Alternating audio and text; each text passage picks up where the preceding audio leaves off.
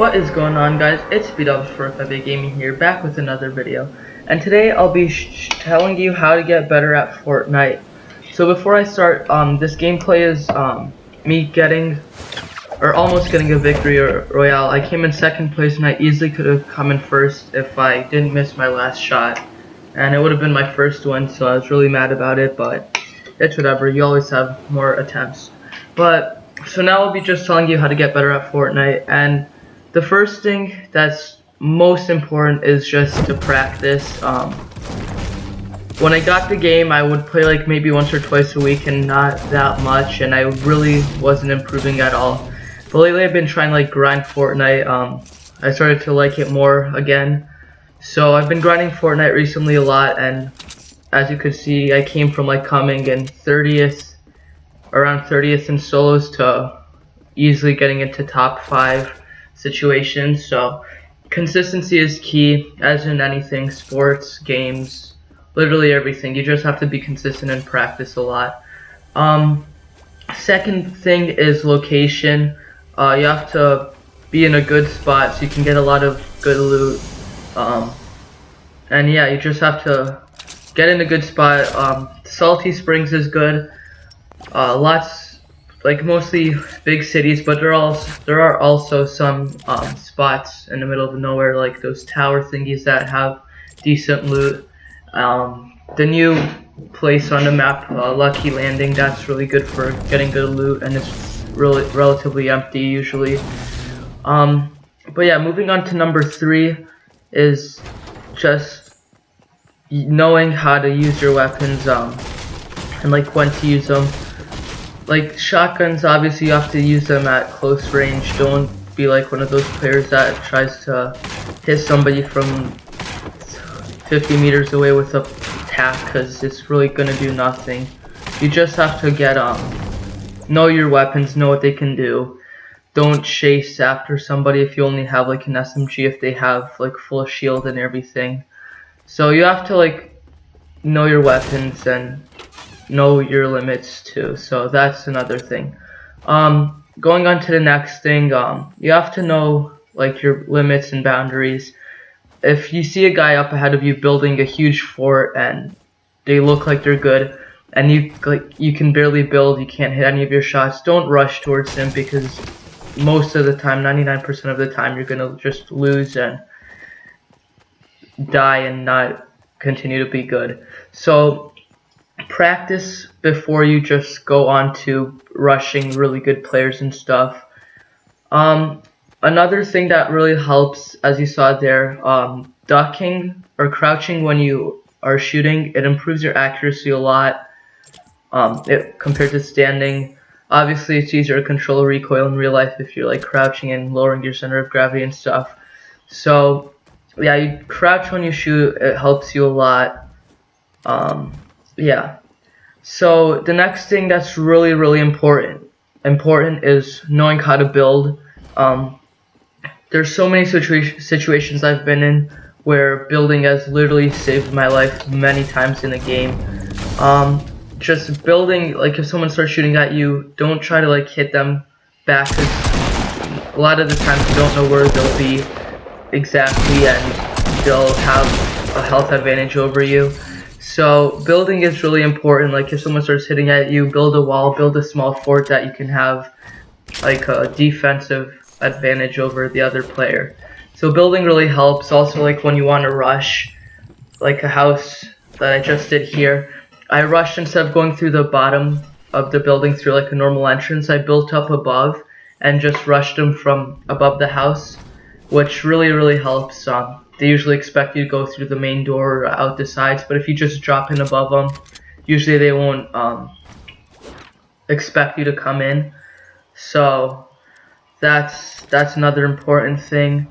And another thing is, if you want to practice, squads and duos is it's a good way to practice. So if you have like friends that you want to play Fortnite with, play with your friends before you start like trying hard in solos, because when I was playing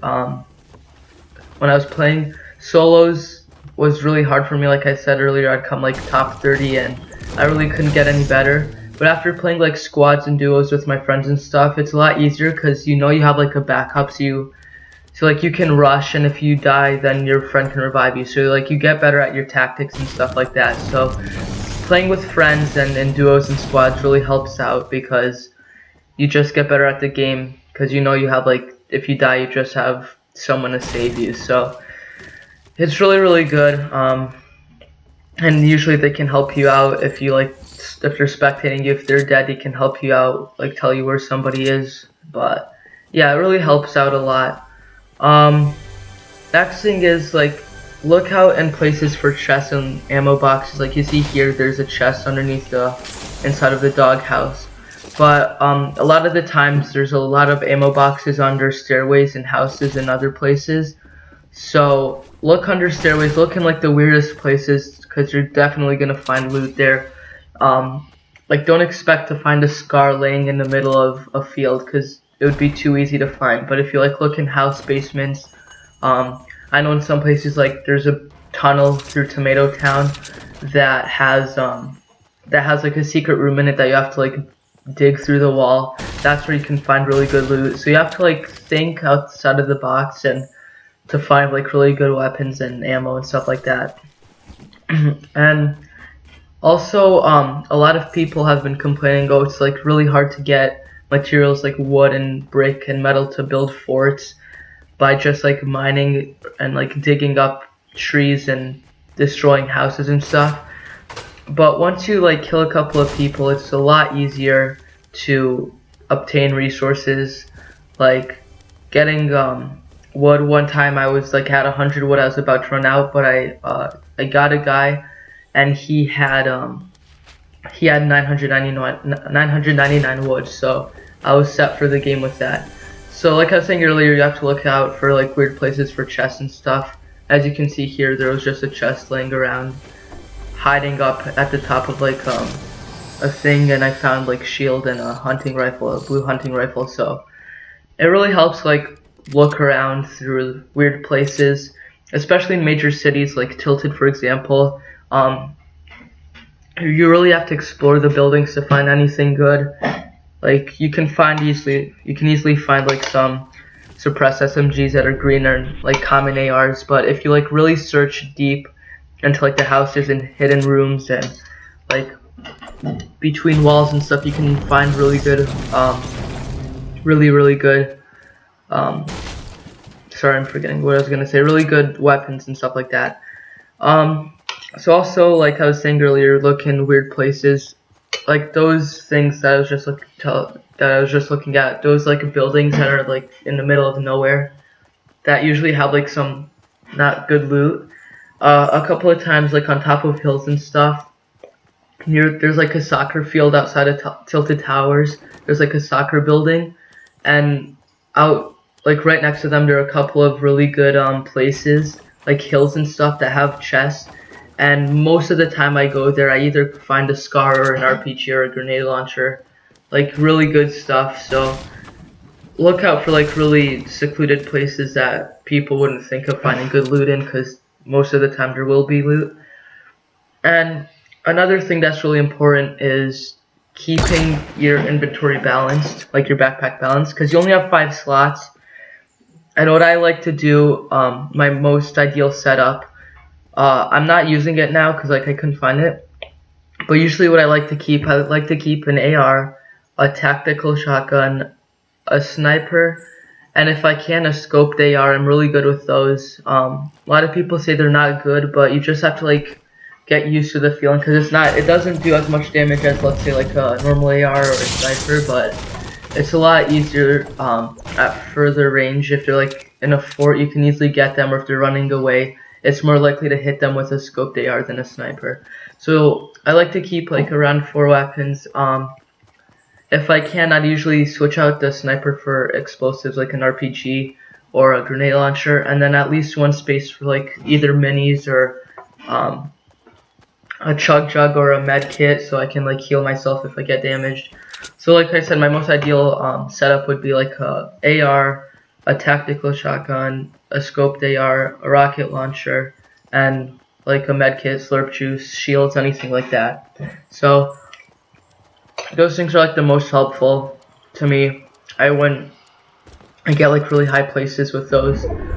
And yeah, so having that is really important. Having a balanced setup is really important. Also, you have to like know where, like as you saw there, I just swapped my sniper for scoped AR because I said I'm a lot better than with them. But building is really important, like I said earlier. You just have to like get a feel for building. I know on console it's sort of tricky.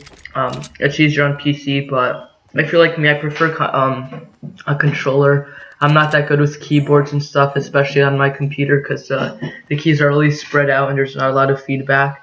So if you're on console, practicing building is really, really important. I mean, it's important on PC too, but it's generally a lot easier. Like you saw there, I had a shotgun. It was really easy to use. But yeah, like if you see traps like these, pick them up because you never know when you'll need them. They don't take up space in your backpack. So traps, cozy campfires, launch pads, they're really important. Even if you don't think you're gonna win, a launch pad is still good. If you get caught up in the storm, you just launch pad out and you'll be fine. But yeah, so you also have to like think logically when you jump out where you're gonna go. So generally, the circle will be around places that are furthest from the bus.